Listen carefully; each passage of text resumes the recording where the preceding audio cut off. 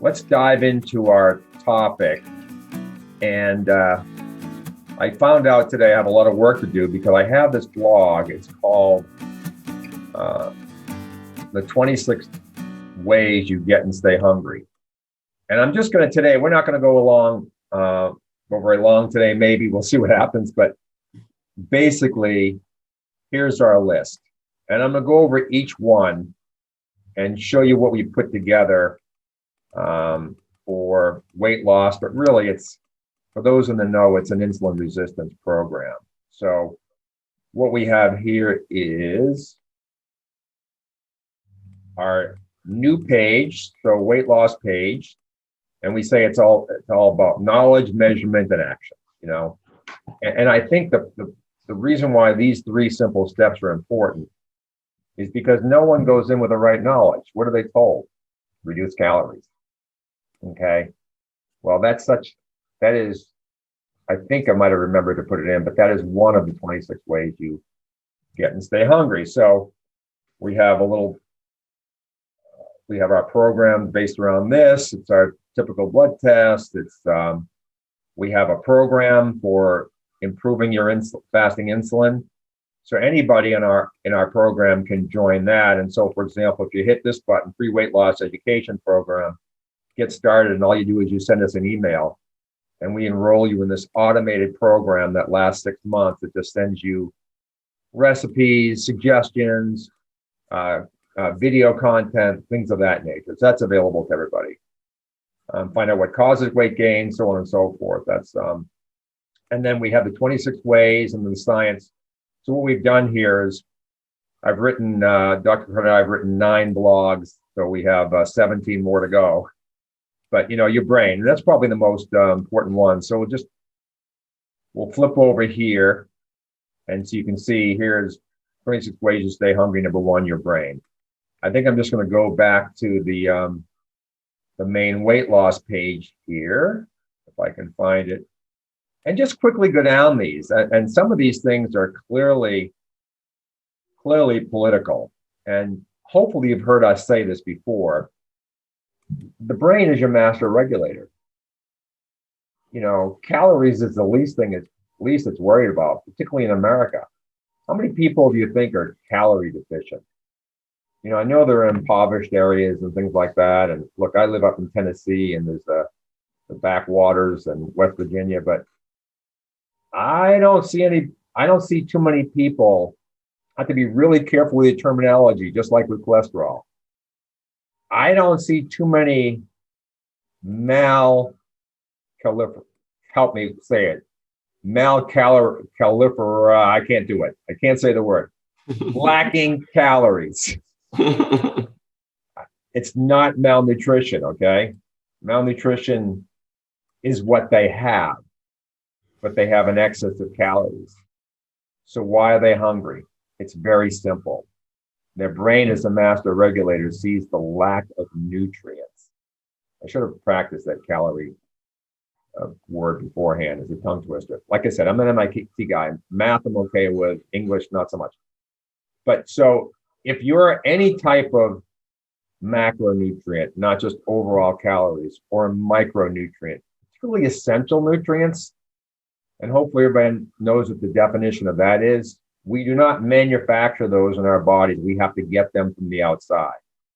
So that could be the number one reason why people get and stay hungry, because their diet does not provide adequate essential nutrients that they must get from sources of food. And we now know that, you know, that includes both animal and plant sources, because there are key deficiencies based on our nutrient density talks over the last month or two that you have to get from animal sources to be optimally healthy. Glycemic index and glycemic load. I think that's pretty straightforward. Glycemic index is how much sugar a food generates in your bloodstream. And the glycemic load, Michael, the difference between the two, the load versus the... Oh, I'm blanking on that. I think the load is just the total quantity of very accessible sugars, whereas the The index is sort of the rate. Yeah. The rate is everything, and then the load, how much it perpetuates that spike is also important. But it in our program, particularly when we're face to face, it's very easy to explain the glycemic index and the push pull that's created in terms of making you insulin resistant. It's very simple. I tap you on the shoulder, and if I don't look friendly, you might tap back, and if I push harder again, you'll push back harder, and it'll perpetuate until we get into an all downright brawl. That's an insulin dependent diabetic. Okay, that is eating low glycemic, high sugar content foods for the most part. It's not always just that one thing, but the cell has seen too much sugar.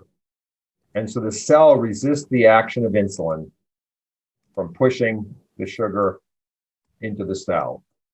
Or as Jason Fong says, it's not just on the membrane, it's in the cell itself, where the cell is saturated with sugars. So it's just not going to take any more.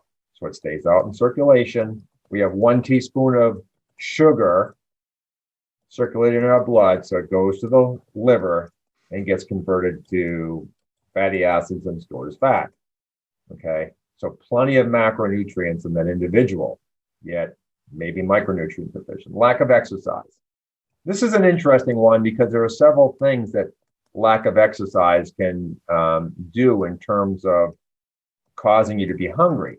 Now, intuitively, when I first wrote this blog several years ago, I said, well, if you're not exercising, you shouldn't be hungry because you're not burning a lot of calories, right? But there's a couple things that go on. First of all, it's not just you that is sedentary, it's your immune cells now. Your immune cells are undernourished, so they are going to respond more overtly to any insult. And so you could actually be running at a higher metabolism because of background infection and things of that nature. The other thing is with lack of exercise is athletes and sedentary people have very different storage capacity for the middle term sugars. So we have sugars in our bloodstream. That's like food on the table. We have sugars in our fat, in our muscle and liver. That's glycogen. That's like food in the refrigerator ready to be eaten. And then we have food in the freezer. That's the fat we store. But a sedentary person has relatively low stores of glycogen. And an athlete can have a day's worth of glycogen. That's why you can go, not only are you in ketosis, potentially, if you're athletic, but you also have so much stored sugar in terms of glycogen that you don't even need to go into ketosis. That's kind of me. I go into ketosis a little bit, but I can go all day without eating because I have very high glycogen stores. Now, a person who's sedentary with low glycogen stores are going to run out of sugar sooner. And then they have to have more sugar in their bloodstream because they're insulin resistant. So, but it's never one thing. It's the straw that breaks the camel's back. Antacids, look, antacids just lower your acid in your stomach, change the diversity in microbiome in a very unfavorable way. And consequently, you absorb less well. You don't have any problem absorbing fructose and easily digested sugars and low glycemic carbohydrates. So once again, you have no issue with macronutrients or certain macronutrients and calories, but you are malnourished. I mean, insulin is really a barometer for malnourishment in so many ways. Is that the only thing it's a barometer for? No, but when your insulin is up, you've gone through periods of malnourishment and you may be malnourished today. You're certainly not lacking calories. I tried to say mal something, but I say myself. Statins, another LDL-lowering drug. So, on our website, we have my favorite image. Oops, wrong one. Here we go. My favorite image for cholesterol now, which is soap. Okay. And so why would cholesterol-lowering drugs make you hungry?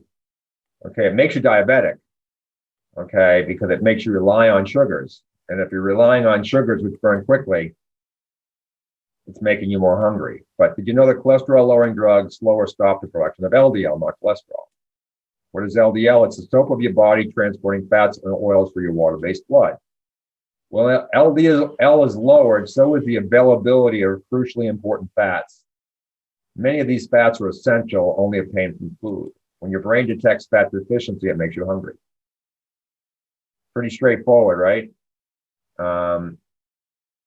My plate, basically a low-fat, low-nutrient diet, a lot of processed foods.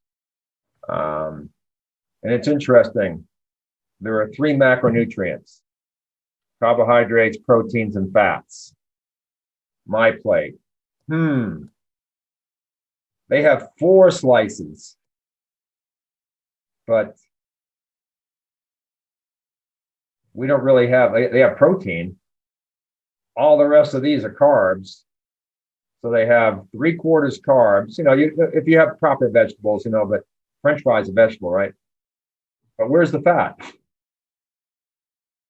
My plate. Michelle. It's like, really? And then sometimes they have a little circle up in the right-hand corner for dairy. But of course, it has to be low fat because you don't want to be on that. So then low fat diet, same thing. I mean, the my plate diet is processed foods. Well, they try not to say processed foods, but it's mainly a carb diet. But then you can have a low fat diet. Atkins is a low fat diet. I mean, it's not it's a low carb diet. And depending on how you choose your proteins, it could be moderate fat or it could be low fat. So some people in Atkins won't be successful because the protein will convert to sugars. Lack of minerals. So lack of minerals can be from gut dysbiosis, from absorption, or it can be simply from, processed food. When it's processed, most foods are stripped of their nutrients, minerals in particular. This is one that's really controversial. Protein. All the super power lifters die of renal disease when they're 60, 65. Huge burden on the kidneys and liver. But the other thing is, I have probably a half dozen right now, of relatively athletic people that I'm either working with or I've spoken to very recently that scratch their head when they see their blood sugar is 105. They say, I don't eat carbs, but they're eating way too much in proportion protein. And Americans in general, by most good studies, eat twice as much protein as we really need. And then athletes presume that if you're athletic, you need like 4 to 5 times the amount of protein that a sedentary person does.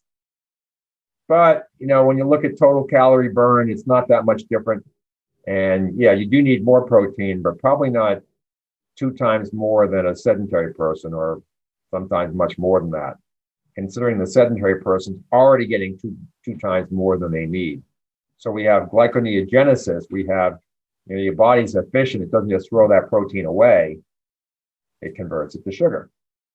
So that's why I see a lot of athletes with what the fancy medical term is ectopic, out of place, high level sugar in A1C, even though their insulin looks good, and they claim not to eat carbs. Timing, it's actually pretty important. The reason why we see so many Michelin children, 12 years old and very blubbery, is they're drinking that, it used to be a 32 ounce, was ginormous. Now I think it's 48 ounce, full of high fructose corn syrup on an empty stomach. So that's why pairing is always a good thing, So when I have my lunch after a fast, after skipping breakfast, except a little caffeine, I'm going to have a fatty fish, a nice fatty salad, dressing, and salad. So I'm pairing the fats with the carbohydrates. And fats, although they're 3 times more calorific for the same amount of mass, they absorb so much more slowly that they kind of meet your energy demands, as humans were kind of a diesel engine. Blood pressure medications. I didn't read my blog on that, mainly because I didn't write it yet. Michael, any idea why blood pressure medications will make you hungry? What's that? Why blood pressure medications will make you hungry? Oh, I pose it that, your blood pressure is elevated. Part of the reason is some tissue needs nutrients that it can't get through. Perhaps, it just depends, because there's so many different classes of blood pressure medications. Yeah, absolutely. Yeah. Salt deficiency, number 12, is just like mineral deficiency. The Khan Academy has some really great medical content, and it's not that complicated. It's usually, 10 minutes or less for the most part. And they have a great video on the sodium potassium pump. All your electricity is largely driven by flow, the battery, and sodium and potassium play a key role in that. So all these salt restricted diets aren't good for your brain, very metabolically active, not good for your eyes, not good for muscle cramping, not good for a whole host of things. And of course, if your body is sodium deficient, you could become hungry because your brain wants you to take in more sodium, even though, we have and sodium restricted diets. Food policy, USDA. This is really an interesting one because particularly in the lower socioeconomic demographics, food occupies a significant portion of a budget. And the USDA policy, and the New York Times has a good article on this, how the Fed subsidize junk food. So do they support farmers that grow kale?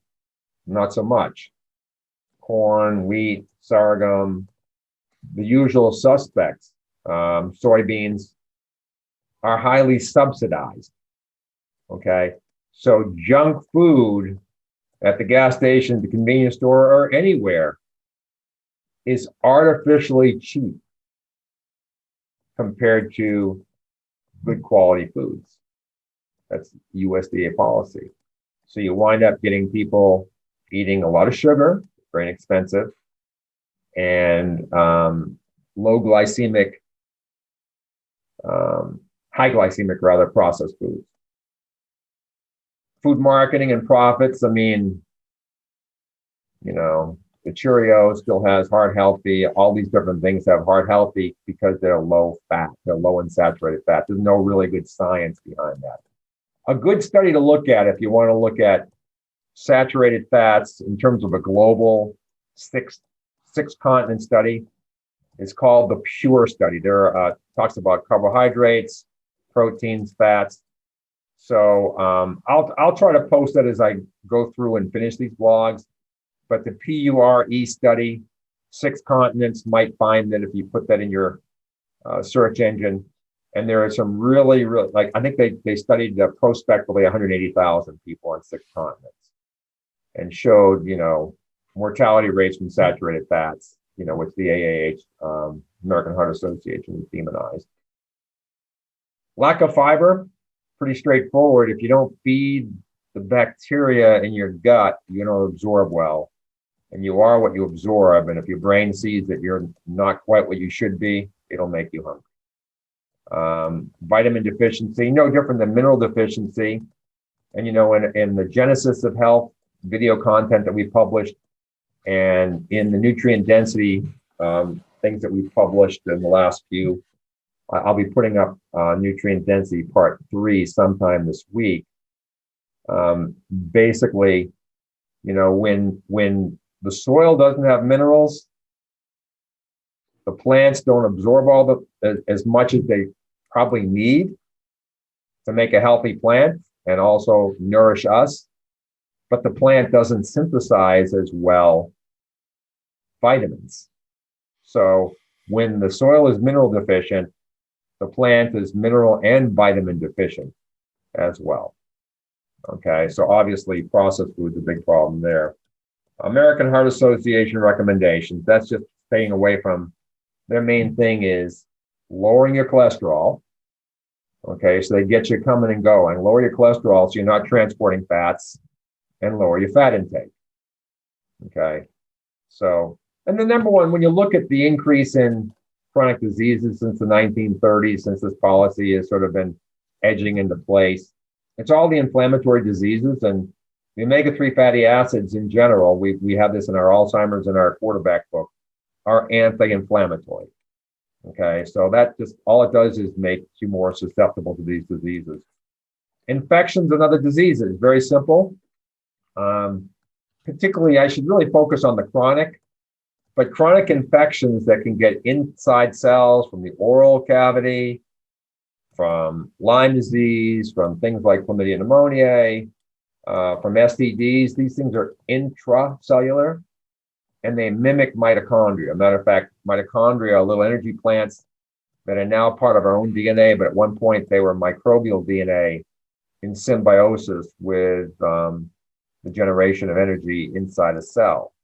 So the problem with the intracellular organisms is they're so-called obligate intracellular organisms. Obligate is simply means obliged the cell for energy.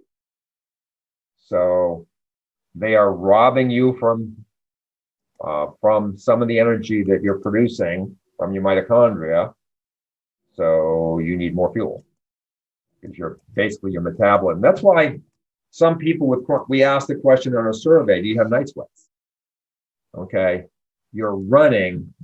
People with more severe, on the continuum, more severe chronic disease where they feel fine largely, might be running a mild temperature all day long or particularly at night. And TB, tuberculosis, is classic for this, where you have night sweats. Some people can get drenched. Some people just have a little perspiration that accumulating that they can't quite explain. But their metabolism is running a little bit higher because they're fighting something. They have higher energy. Why is insulin number 19? I don't know. I should probably switch this around number 2. But insulin's job is very simple. It's to keep your sugar levels in a narrow range, because outside of that range, it's either deficient or in excess of glucose. And it can be inflammatory, or it can lead you to being hypoglycemic, which is a big problem in any number of ways. But insulin's job is to keep your sugars in a narrow range. And so the rule of thumb in looking at where you are on the metabolic continuum is insulin will go up first, and it's trying to hold the glucose down. Then the glucose will start edging up as insulin tries to go up higher and higher. And then the A1C follows behind. And the standard of care is looking at A1C as their primary marker for diabetes. But it's 6 months, even a year behind in terms of really predicting where you are. So fasting insulin is the most important thing. A properly working gut, maybe a little bit of a repeat redundancy with fiber, but there's, the gut has many more factors: H. pylori, SIBO, archaebacteria creating hydrogen and methane. I had a lady who spent a lot of money on functional tests, and then I had to look at all of them. And she said, probably didn't get much out of all my testing, did you? She's an MD. And I said, well, actually, there was one test in there that was really actually very good. And it explained that she was deficient in diversity of organisms, okay, diversity. And she had all kinds of stomach problems. So there you go. So we're working on diversification. Exercise, confusing, huh? I already have sedentary. But see, exercise, I kind of talked about that in the other part on exercise. You have a lot of glycogen stored. So if you're eating 3 meals a day, when you eat if you had breakfast, if you had lunch and you haven't been that active yet, you're going to work out in the evening, say, then you have no need for calories because you have plenty of glycogen. You may have need for nutrients depending on how your diet is. So maybe you should be hungry, considering it's not all about calories. We have to be true to our knowledge and science here, but that's how exercise can be can affect. Eating schedule and frequency. Oh, some of these diet plans, it's like 5 meals a day, 5 little meals a day, 7 little meals a day. You never have the opportunity to burn fat under those circumstances, ever. So I mean, yeah, I suppose if you calorie restrict, you're burning a little fat, but you're not training your body to really go into ketosis and lower your insulin. The American Diabetes Association is also low fat. They're starting to come around slowly. An interesting thing about the American Diabetes Association, just so I can tell, I can monitor them for their genuine concern about humanity. When the Accord study is buried somewhere in the back of the American Diabetes webpage, at least it's there, but it should be at the very front, on the front page of the American Diabetes Association. The Accord study shows that if you take someone who's very insulin resistant, so diabetic, but very insulin resistant, and significantly lower their insulin with medications, they die at much higher rates. We have to be very careful about how we regulate someone down from diabetes, from insulin resistance. And that's a study that a lot of doctors haven't read. So a lot of diabetics are being over-prescribed insulin. And then you have Jason Fung, who's shown very clearly, he's not the first, but he's the one that just made me aware of this more, is that more insulin begets more insulin resistance, begets the need for more insulin. So it's a vicious cycle. And of course, insulin is not an inexpensive medication. So there's profit behind that. Your microbiome and general immunity, we talked about that. Processed and fast foods. It's really just about convenience. My son likes to do fast food now and again, and it's not less expensive. Going out to a fancy restaurant, a good restaurant with cloth napkins, but eating at home is much cheaper than getting fast food today. I find them, you can't get out for less than $12, especially when you have a big beefy 17-year-old. But attitudes towards food, family, individual, and cultural. The weight loss made easy video that Dr. Carter and I produced, I think, is somewhat interesting because we talk about many different pleasures you can get from food. And so you can start working away from sugar pleasure and sugar dependence by working on spicy, crunchy, chewy, salty, creamy, all these other tastes. And we go into that in, modest detail. One of our slides says texture is the next frontier in food. And my son just recently, I've talked about that 2 weeks ago in the nutrition one, or maybe last week. And then he said, really, I love chips, but I love crunch. And so we came up with a list of things that are crunchy, and we went after those. And, not that he's lost an addiction to potato chip crunch, but at least he's expanded his horizon to some alternatives. And with that, that's the 26 ways you get and stay hungry. Anybody have a 27?